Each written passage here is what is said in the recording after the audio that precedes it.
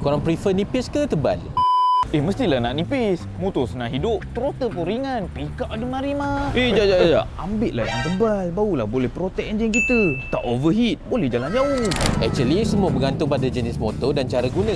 Minyak enjin yang nipis ni lebih sesuai untuk motor yang ringan, stop and go traffic, flow cepat, enjin kurang stres.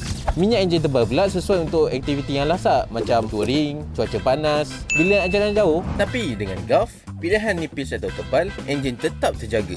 Untuk ride dalam bandar, lagi-lagi traffic jam, pickup cepat tu memang penting. Gulf Ride ni minyak enjin nipis sebab tu dia flow lebih laju ke seluruh enjin. Teknologi oximeter pula bantu kawal pengoksidaan minyak supaya minyak tak cepat jadi pekat bila panas. Hasilnya, enjin lebih bersih, kurang deposit, kurang haus dan prestasi kekal stabil.